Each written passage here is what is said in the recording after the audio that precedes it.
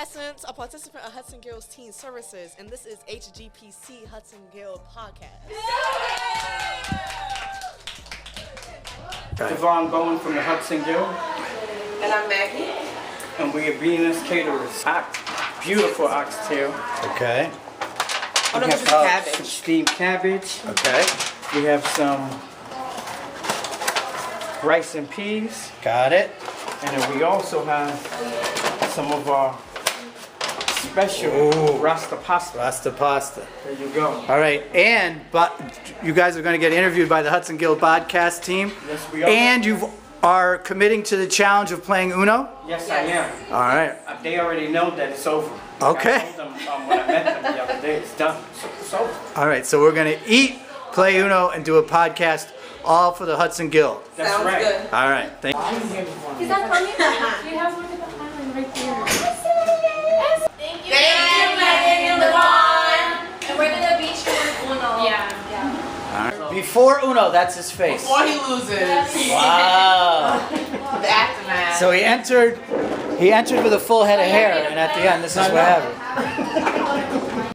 Hi, this is Andy. Welcome back to HGPC Hudson Guild Podcast, and today we will be interviewing Devon Bowen.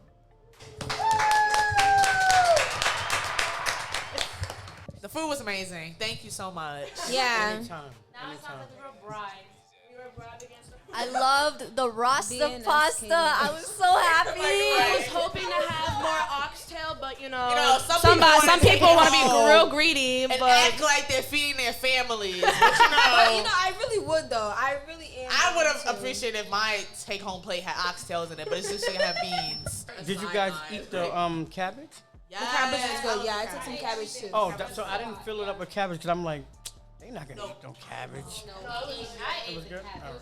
give us an introduction of who you are. What do you do now? And give us a gist. Okay, perfect. So I'm Devon Bowen, as you know. I forgot everybody's name. I work for Hudson Guild now for the last 4 months as an employment development specialist. You got a part of me. Sometimes I forget my title because I'm like trying to do so much. I started. When did I start? I started workforce development over 15 years ago. What is Workforce development. It's building bridges where there's gaps, right? To streamline individuals into gainful employment, take care of their families, take care of themselves, right? To live a sustainable lifestyle. What attracted you to the work of like figuring out why people keep getting reconvicted for crimes that Nice. they did? Good question. So they call that recidivism, right? I can't say it sometimes either. Trust me. I had to say it in the shower mad Can you times. repeat it? Recidivism? Recidivism. Yeah. I'm saying it right? Yeah, I am. Yeah. So the question, right? I'm trying to like get to the baseline of the question, right? So there's a lot of reasons, and this is my answer may not be accurate, right? But this is from me being and coming from like a different place, a different world that I retired from, and being here now. I think that there's a lack of resources, right? And if there are resources, a lot of people don't know about them. And they don't know about them because it's not broadcasted. And people are not doing what they should do by knocking on doors, right? Because they don't want to go into the projects, or they don't want to go to a bad neighborhood to give out a flyer, to meet people, or run up on somebody on a corner and say, here, look, we have this OSHA program going on for free, or we have a free food handler certification going on here for free, right? Because the history, for me, is that nothing is really for free, right? There's a catch. And we just like go through life thinking that, a lot of times we go through life coming from the hood, right? We go through life thinking that this ain't real. It's gonna be something behind that. They're gonna be asking my mother for money or hit me. What's your social security? So that and sometimes it's not about that. And we get lost in translation about that, right? So there's two things. I'm all over the place with it, but it's two things. It's fair, right? One of the reasons why you know, the question you asked, what was that? Right. To break that barrier of fear, right, with my people, and to let them know, like, this is real. Like, there's people out here that's willing to help, right? So I think I don't know if I told you, I don't remember. I think that day we were talking about a whole lot. But I received help from somebody that did 29 years, right? And I used to always say, and they just did a documentary on him, right? He has a documentary. I can give you his Instagram and all this stuff. So Brother Shuaib Muhammad, he basically helped me. I was going through a lot of legal stuff and like all this stuff, and I don't know what it was. He was just like, yo, I like you. And I'm like, bro, like me? You know, I'm looking at him funny, and because I'm not used to that. I come from a household with 7 of us and 1 woman raising all 7 children, right? So for a guy to believe in me that's not from the hood, I don't know him from the hood, knowing that he did what he did, right? I met him in a total different world. I met him in a corporate world. I was mandated to go to that program by the courts. Like, you have to go check into this program by Monday. If you don't, it's going to be a problem, right? We knew the consequences. So I went, and I was talking to him, and I was pissed off. And he said, I like you. I like your energy. I like your vibe. And I think I was wearing an amethyst chain, like a little thing with an amethyst. And he's like, what's that? I knew nothing about it. Somebody gave it to me, right? So we built a conversation off that. He started telling me about amethyst and crystal therapy and all this stuff. And that's how I first started knowing about that stuff. But he believed in me. I'm saying all this to say that he believed in me for real. He didn't just say that. And when he said that, I didn't believe that he believed in me, right? And he taught me about paying it forward. He said something, I used to say thank you. When I finished the program and I did all this stuff, and I was there 9 to 5 for months without getting paid, learning hard skills, soft skills, how to conduct myself in a professional setting, professional development. They were sending me to all these free trainings, and I was coming back with certificates. They was paying for my hotel, paying for me to eat, giving me a debit card with a voucher so I can go eat at restaurants and doing all this. I was by myself, and he believed in me, and had the organization giving me this, these opportunities for free. That I was like scared, because he's like, yeah, I believe in you, like I said, and I don't know you from a hole in the wall. How do you believe in me, right? So that broke a door for me, that he really did believe in me, and I used to always say thank you. And he would say, nah, don't thank me. You know what you do? Pay it forward. And I'm like, pay it forward?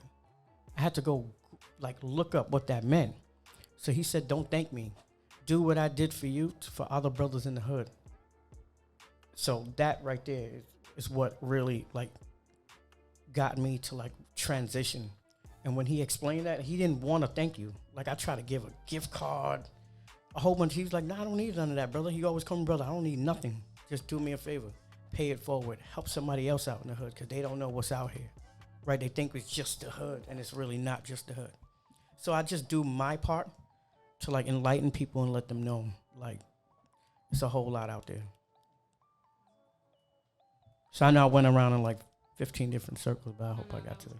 I actually wanted to touch back on what you were saying before about the social services and how there wasn't really a lot for ex-felons. Right. Do you feel like they make ex-felons and ex-cons seem more scarier than they are, so that the public isn't willing to give them social programs like that? Right. So with my experience, right, especially helping to place people that have felonies and that's been affected by the justice system, it's been really, really, really hard because of that, right? People are scared. They think that, and I'm just in my mind, I'm trying to preach to these people yo, he went to jail, right? And was supposed to be rehabilitated, and you're not giving him a chance, right? So you're basically you're giving him a chance to do what he did again, to go back to jail, and not giving him a chance in your business or organization to prove that he have the skill sets, that he's rehabilitated and left that life alone, and he wants to work and build skills, right? Hard skills, soft skills. He want to be an asset to your company. He wants to do all of that. So there is a lot of, walls that still needs to be broken down, right? But there are organizations now and businesses now that are starting to hire and pull that wall down a little bit, right? And give people some opportunities. But it's rare. It's very rare. So I don't know what to do on my end to like preach that, but I do what I'm doing now. I talk and let them know, like, hey, yo, this dude, before you interview him, I'm gonna let you know because you might do a background check. But he was, he agreed to let me tell you, right? And I want you to give him give him a chance, give him a shot. And sometimes I preach and preach and preach, and it goes nowhere. And then a lot of times they believe and say, all right, cool, I'll take him. So. But from like a lot of people that I've met or like people that I know, like their firsthand experiences is that they go to jail sometimes, and then like they'll be for minor minor offenses, and then they'll go to jail, and then they'll be put in the same room with like murderers and like serial killers and stuff like that. And in my opinion, that's like also how they get people stuck in the system and not able to like climb up, because it's like that traumatizes you, and that makes you want to like do that same thing over and over again, or do something else even worse. So I feel like, what is your thoughts on that? Like, what do you think? Well, I don't think that is good, but I think they do it depending on the crime, right? So if you're 17, right, about to be 18, and I think it's like a 9-month stretch. If you're about to be 18 in about 9 months, they would charge you as an adult, right? And you would be, and that's the discretion of the judge, right? So if you get a judge that have an attitude that day, you gotta pray that, so back in the days they had Sparkford, right? So that was eliminated. I don't really know when they passed that law where they can charge you as a minor as an adult, right? That was like a whole long time ago. But I know when I was coming up, they had a place like Sparkford and was it Crossroads? What's the place? Crossroads on in Brownsville. They have the teen in Brooklyn. They have the jail for teens, and then they had a program called PINS. Like a lot of my friends were on PINS, and PINS.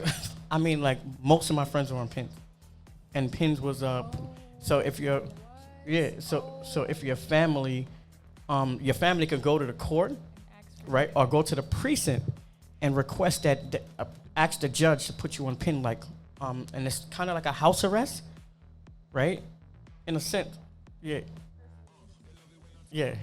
It's like a person needs. So do cops follow you when you get a PIN? Or? No, it's it's like probation for adolescents, right? So you have to be in at a certain time. You have to follow guidelines.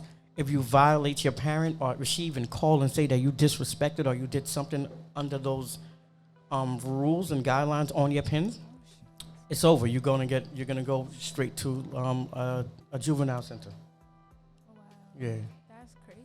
So I don't know if they phased that out, right? No, it's still So it's still a thing. Yeah. So when you was in high school, did you think you would be where you're at like right now?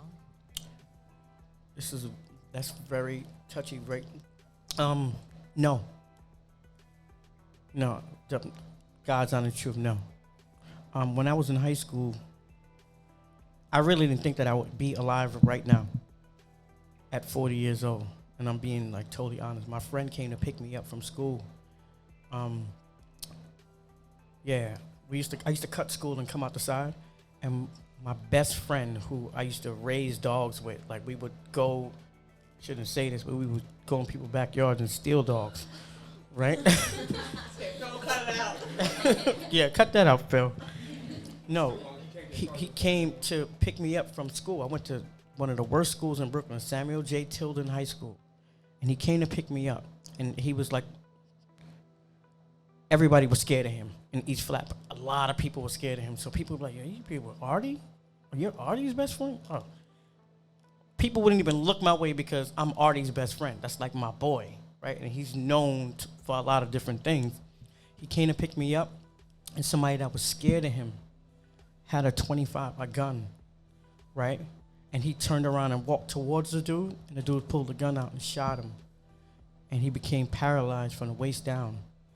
So for years we were good, and because he couldn't deal with dogs anymore, because he's paralyzed from the waist down, our relationship strained. He recently passed away 6 months ago. He recently, and that's like a childhood friend. So when that happened, I was in like 10th grade. And when that happened, that's when everything just like, I really thought like, all right, I'm gonna ride this out till I'm about 25 and whatever happens, happens, right? So every year, I'll be real with you, I used to cry because I'm like, yeah, I'm here. Because a lot of my friends that I came up with aren't here, right? I went to a lot of funerals. I saw a lot of things, and this is like real. I'm not like coming here fabricate. I saw a lot of things, like a lot that will really traumatize you. And I think that traumatized me to the point where I just didn't have that self-confidence, right, and believed in myself at all, and felt like, you know what, I'm probably next, right? So I would do things, and that's where the trust come in. I wouldn't trust nobody. And I believe that's where my trust issues came in from early on, where I'm like, nah, I don't trust this person. Because people, back in the day, it was like, it isn't how it is now. They cleaned this thing up really good. But you would, on the block that I lived on, I wouldn't even come out after a certain time. I'm not coming off my porch at all, So, yeah, I didn't think that I would actually be here right now. But now, where I am now, I'm about to hit like $150. I ain't going nowhere. No, for real. So, yeah, so that's the truth right there. I really didn't think high of myself in that aspect of life. Like, didn't think that I would make it out. Such a good thing though, because you started from somewhere where you would have never expected yourself to be here now. So it's like you give people hope. Yeah. That you can get from such a low place and become the amazing person you are today. Thank you. Right. Thank you. Have that applause. That's little how. dance, Yeah, the little dance. that's how she started. She's like, yeah. When we met you before, you said you had like 2 other businesses, culinary, and then one with puppies. Yes, I do. So the food that you had, Yes. The oxtail. We had B&S oxtail. Caterers. Yes, it is B&S Caterers, B and S. So B&S. Right. Yes. Yeah, so B&S Caterers. The B is for Bailey, my 10-year-old daughter, who acts like she's 25. And my newborn, who's 4 months old, her mom is right there, Summer. And I decided, I created this business a while ago. And I was just sitting there, right? I went on LegalZoom, and then I created these LLCs, and I'm like, I created, but I'm not doing nothing with it. I was selling puppies like this, like real fast, but I'm like, my passion is dogs, animals in a whole, but my real passion is cooking, right? So this is cooking, and this is like dealing with animals, right? And I wasn't doing anything with this. It was sitting there just like becoming washed up, and I said, something clicked, like, you know what, get busy, make it happen. So I got busy, made it happen. I started making phone calls. So I was always cooking for like baby showers and stuff like that, but didn't have like a name or anything to go with. People would just be like, B, I need you to bring the grill, make some jerk chicken. Or I need you to cook and do this and do that, and I would charge. And sometimes I'd be like, no, I'm not gonna charge you. Just buy the meat and the stuff, and I'll do it, right? So I was always known for like cooking and stuff like that. Yeah. So this company, B&S Caterers, I do a lot of the cooking, but also I have family members. My family is known for cooking for big parties in like the Guyanese, where we're Guyanese, right? And they're known for making like roti and curry, and people do dozens of orders of roti, dozen orders of 5 pans of oxtail and stuff like that. And my aunts just phased out of doing it, right? And in my mind, I noticed them just getting miserable. I would go over there, and the house is like, it's like negative energy. And I'm like, yo, what's happening? Like, they're not cooking for people no more. So I decided also with this business, something clicked. You know what? They're getting older in age, and their minds need to keep going, right? I'm going to put them a part of this business So I make sure that they eat 2 out of this, right? So when I have big events, I cut everything in half and have my family do it. And then I do a lot of stuff because I learned how to cook from my family. So they have the original, they are like the matriarchs of the cooking, right? And I'm just like following, using their ingredients. So it's all the same stuff. But you may be at a party and get something that's super lit. Like, who made this? You made this? And I'll be like, nah, it was my mom's. But this is mine right here. It's the same thing. You're like, I don't want that. I want this. The lady with the arms. You know, Yeah. potato salad. You know what I'm saying? So, yeah. So just creating a way for so when I get big orders, right, depending on what they make, I give them like a huge, so it's like a 60-40 cut, right? I give my family the 60% and I'll take the 40 because they're older in age and, you know, that's residual income for them, right? They're retired, they need money to do stuff, whatever. Get you for the graduation parties. No, for real. You want to cook for our prom? The kids keep on complaining, bro. Fluffy Frenchies. Yes. You guys know about Fluffies? You guys know about Frenchies, period? Yeah, so Frenchies, the price of the Frenchies range on genetics, right? So depending on a genetic, so I can tell you off the top one, there's one called Isabella Blood, right? Isabella Blood, a Frenchie could go from $4,000 to $11,000 without being a Fluffy. And how you can spot a Isabella Blood Frenchie is the eyes and the pupil. You know, it's like very clear hazel. Let me see who has hazel eyes. Well, not, yeah. But hazel eye, you can tell it's weird. But most Isabella Blood dogs come out with like a hazel eye. And it's more money if they don't have a hazel eye. Right? So if it comes out like one blue and like black, you can get more money for that. Right? With the Isabella Blood. Now the Fluffy Frenchie, which y'all know, Little Boozy, I think we had a conversation with Little Boozy. He bought one for $50,000 a couple of months ago. Yeah, it's all over the internet. $50,000, and Shaq bought one for like $60,000, right? From some dudes in the projects in Memphis, that was like doing like a little breeding program, and he found out, and Boozy, $50,000 cash. I want this, because he knew what he was buying. I was always into dogs. Back in the days before you guys were probably born, in Brooklyn, I mean everywhere, there used to be packs of dogs running. I don't know if he would remember, but it would be packs of stray dogs running the street. And everybody, they call me Bailey. Everybody, Bailey, yo, come, there's a pack coming. And I would go get a belt, 2 belts, and wait for them to come and run in the middle of the pack and just throw my belts on them and keep those dogs, those stray dogs, keep 2 of them for myself. You would just take them home? I would just take them home. Yeah. And your mom wasn't like, why you got They used to be pissed off. Pissed off. And very, very pissed off. And I started with that. And then, you know, when I was younger, I was like 11 years old. I had an ant farm. I did it myself. I found a tank and put dirt and was just digging for ants and putting them in there. And they started breeding and making tunnels and stuff like that. So, yeah, so just having animals. And I had animals my whole life. So fast forwarding to the me selling dogs. Right, so I told you guys I'd done the contracts, right, with the different breeders, and I do it like a 60-40 split. Same thing I do with the thing, but they get more, right, because they're the breeders. So I'll get the puppy with all the paperwork. I'll possibly pay for what they want for the dog, and then I'll come here and I'll find a buyer and sell it and make a profit off of that, right? So they bring the price point down so that I can eat. I can make money off of them. Mm-hmm. So any of y'all got dogs, cats? Yeah. I'm allergic. I have a question. Mm-hmm. What are the prices of salt and pepper miniature schnauzers? Miniature schnauzers. You can get a miniature schnauzer off the top for like 8 weeks old. You can get a miniature schnauzer for like $15,000 to $2,000. Yeah. And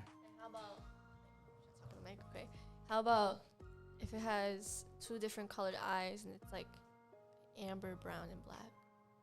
Oh, I don't know. Oh, that sounds cute. That's the dog I have, and I got him for like $1,000. Oh, yeah? Locally? I love miniature schnauzers. They got the little square, little blocks. Yeah. Yeah. That's adorable. Yeah. I want a dog. I got a dog. Her name's Queen. She's something. What kind of dog is she? I think she's a Pomeranian, but she's mixed. I don't know if she's mixed. Yeah. She's But those little dogs like Pomeranians and Chihuahuas are feisty. but she don't bite. She won't bite, but she'll nibble. Oh, no, she bites. I don't know. She'll no. She'll like do a little. That's her. That's her spirit telling Stop. you chill. Like she'll do like a little nibble, but then a little lick, but she wouldn't bite. But she like to like bark all around my leg. I'm not into that though, so I'd be like kicking her away. Mm-hmm. I don't abuse dogs. I just like do a little move. But yeah, she's cool. What I want to do is the plan is to make sure that the kids, my daughter, never loses her heritage, right? And know where she come from, right? And know that you have family members that are here right now that really went through a lot to get here. Like I talk a lot of crap with her uncle about crawling across the border all the time, right?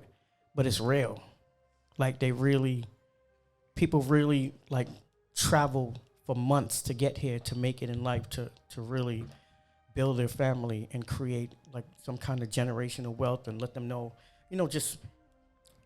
I'm saying all this to say that I don't want my child to lose. Like I don't want them to not speak Spanish, number one, right? I don't want my daughter's Hispanic, right? I don't want her to not speak Spanish, right? Because that's a part of your culture. That's who you are, right? So for her to just be here and become Americanized 100% will hurt me. Like I'll probably be twisting my grave if she don't answer her moms and speak to her grandmothers and the family in Spanish, or eat frijoles, right? Like I don't want her to be like, I'm not eating no black beans and tortillas. I want her to say, yo, I want some of that. Like I want to say that she grew up on that. So that's another reason. And then I'm doing it because it's paradise there. Like it's beautiful. It's crazy, but it's beautiful. Like really, really, it's a lot of history there. So yeah, it's just really a culture thing, just not losing that culture. Because I feel like my family came here from Guyana, and I feel like a lot of my family members have become Americanized. And this is me being very transparent, right? And vulnerable. They've become very Americanized to the point where they're Americanized, where they worry too much about what people think, right?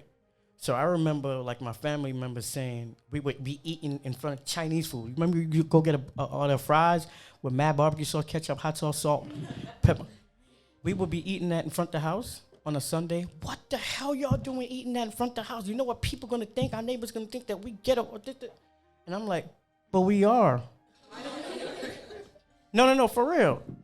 And I feel like that's that. Growing up, they weren't thinking like that, what other people think. Do you understand? We would be frying fish in the front yard in a coal pot, and now it's like, you do that now? Don't do that in front of the house. Are you crazy? And it hurts me that happens, right? And I feel like if I follow that trend, I will lose my culture, and I'm never losing my culture. You know what I'm saying? Like, I'm never. Preserve your culture inside of your cooking? Yes, I do. Because a lot of the spices that blend that you guys use seasoning for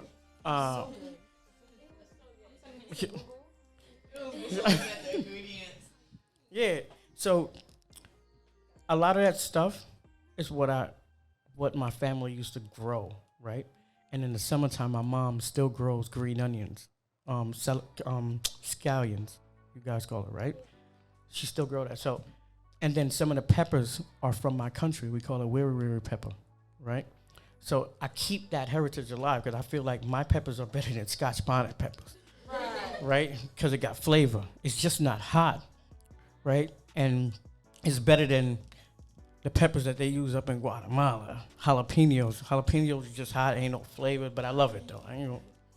So yeah, I do. I preserve it, and I still eat a lot of foods from my culture. There's a lot of restaurants in East Flatbush, like Utica Avenue, I don't know if y'all know, Church Avenue. They got a lot of Guyanese restaurants. I'm there every week. She'll tell you, every week. I go buy pickled cow foot. People think that it's nasty. I ain't gonna point no elbows. Yeah, it's good. So, so I preserve my culture. That's one of my ways of preserving my culture with the food and stuff like that I create, that I make. I used to watch my mom make that thing that you guys use as what do you guys call it? What do you call it? Huh? No, the seasoning in the jar that you. Yo, no, yeah. So so what I do is those jars. What I make that, right, and I use that as season, the base for anything like my fish. But I have 3 different ones. I make my homemade jerk season, right, and I drive around and I sell them. People make orders, drive around and sell them. I got the homemade jerk season. I got sofrito style, which has cilantro and culantro inside of it.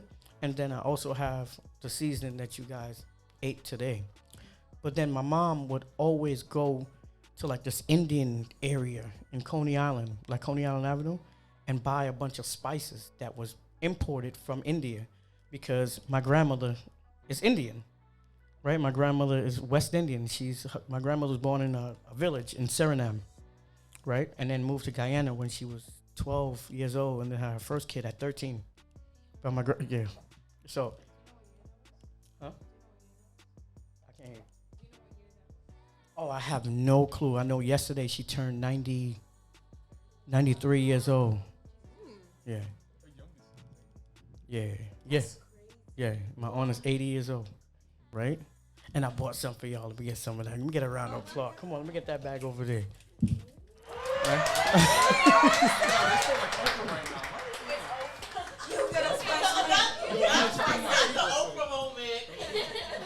You get a spice. You get a spice.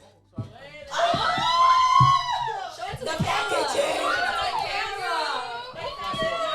Oh my god. My mom's gonna love this. No, because I feel the exact same way. Like my mom, I don't know how she does the same thing. Let me see how she's doing this. So this one is like an adobo, right? You can use it for fish, meat, all that stuff. Yeah. I have a question. So and yeah. Okay, I'm sorry. I'm putting No, you're this good. on my fish. I'm sorry. I grew up a lot around like Little Guyana. Have you been there? I love Little Guy. That's where I Ozone go. Park, like around, Yeah, South Ozone Park, I lived Liberty around Avenue. there. Really? Yeah, so like I grew up eating a Eat- lot of Guyanese food, and I have a lot of Guyanese friends. So it's like, this is amazing. I'm Yeah. like, I need some of this. Yeah, I love. myself. Like, So that's where I would go. So if I can't get, there's a place right on Liberty and Lefferts, yeah. right in Little Guyana, right on the corner. So they import the wary peppers. That's where I would go. So if my connect don't bring it, so I couldn't find it, I would go there and get it. Start buying from there. Yeah. So get the peppers. They have it. They call it marine peppers, but then it's called wary. Like that's the name of the plant, the scientific name. 'Cause I love like ordering Guyanese curry. Like Yeah. that's my favorite meal, besides Colombian food, of course. But then Guyanese curry is amazing. Yeah, Guyanese curry. It's just, you know what it is? I think it's the jeera that they use. It's like a. That was me? My bad. I think it's the jeera. They use something called a spice called jeera that makes it, that just like brings out the curry. And I think that Guyanese people cook the curry first, right? That's how you should make curry. You cook it, because if you don't, that really, you'll be in McDonald's all day using a bathroom. For you, when he first started cooking, did you believe that he was good at cooking? Like, did you believe it? Come in, yeah. No, I want to know this because I know. Yeah, yeah, go ahead. I have to be honest with you. He does most of the cooking. Yes. But that you didn't answer the question, my friend. He is really good at cooking. He is. He really is. He asked me, "What are you good at cooking?" And I said, "Oh, regular chicken, rice." He's like, "What's regular chicken?" He'll make fish. He cooks really good. He really does. No, what's your regular chicken though? Explain that. Regular chicken. He's gonna come for her right now. What did you think he was good at cooking? Like, did you believe him when he said? Like the first. No, not really. Until I tried it, it was hopping around. So like, you guys didn't go on, like, did you guys go on like regular dates, or did you just like cook? No, we went on It was weird. So I met Maggie at work, right? She is. You want to show them your shoe? Okay. So she was the supervising probation officer, right? And I was working for an organization that works to help probationees, like the individuals on probation, with alternatives to incarceration, right? So helping them find trades, sitting one-on-one, doing casework, asking them, what do you like? What do you want to do? And that's where all my skills come in from, where I, Shuaib, right? Everything that he taught me, I kept in my brain. So that's his approach is my approach. So I would just go to them, ask them, hey, what's up? And I'll do one-on-ones. And if you say, I want to learn how to cook, man, I want to do this. First things first, let's get your food handlers. What could you make? And we'll have real talk conversations, right? And be 100% transparent. If you could just make eggs, bro, it ain't for you, right? Right now, it's not for you. I'm not going to shut you down. Maybe we can go to a program that offers a food handler certification where you're actually doing training in a professional kitchen, which a lot of different organizations do now, right? So, yeah, I love cooking, man. Sometimes I get so hyped when I think about it, I get super passionate. Have you ever watched Chef before? The one with Jon Favreau? Oh, no. No, I don't. That's when he has the food truck, right? Yeah, that's the one we get the food truck with his kid. No, I haven't seen it. But I watch a lot of Top Chef and Hell's Kitchen. Hell's Kitchen is the truth. Yeah. I want to get on one of those shows so bad, I just don't know how, right? But I don't think I'll be moving. There has to be some type of application, bro. Yeah. No, there might be. I'm sure there's an application, but I'm sure inside. Sometimes when I see them running up and down, I'm like, in my mind, I feel like I'm gonna be running up and down mad fast, but I'll probably be moving slow on national TV. And they're gonna be like, "Yo, B, move faster." But I'm in my mind, I'm moving mad fast. But it's all that. But I'm probably like, He in his own little TV show. I was gonna ask, would you ever open a restaurant? But then I was thinking that 60-40%, majority percent goes to your family, and I was like, a family restaurant, that sounds like a mess. Yeah. And I was yeah. So, good question. So I don't think right now I would do a restaurant. But what I would love to do is a food truck, right? Yeah. Yeah, so that's what I'm building up to. So I have this plan, right? June 3rd, right? Just because I believe in supporting black businesses, 100%, because we don't support each other. When I say black and Hispanics and people of color, we don't support each other like we should at all. I don't know if it's I don't want to see you win type of situation, or the food is good, but you're going to tell them, oh, that's nasty. Whatever it may be, I just feel like we don't support each other. So June 3rd, right, I'm working on the location right now. I'm planning a re-grand launching for BNS Caterers, right, at a location. And my company is gonna be the only company there selling food, right? It makes sense.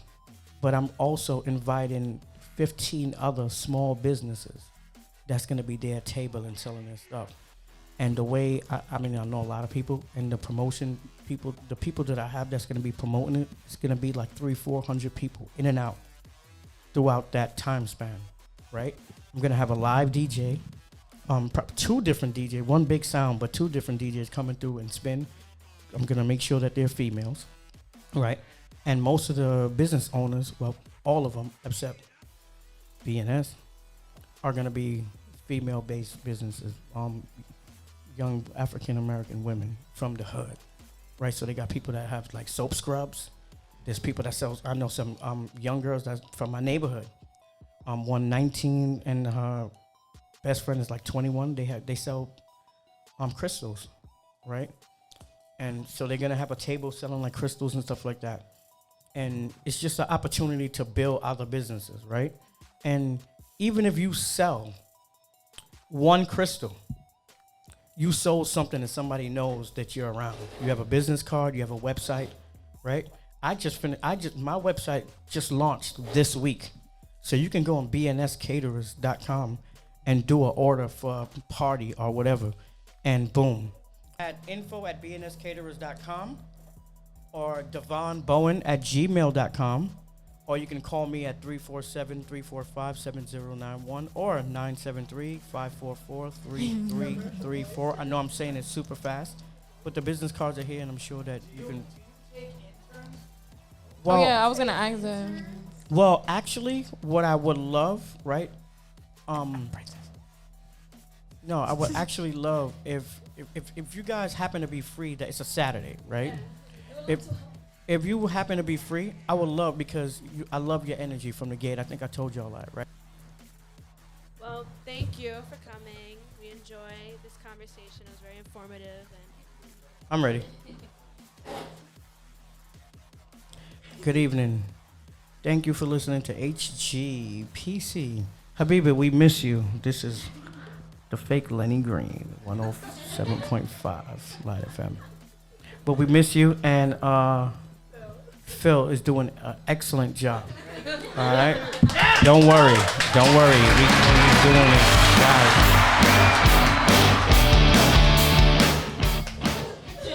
Hi, I am Essence, a participant of Hudson Guild's Teen Services, and this is HGPC Hudson Guild Podcast.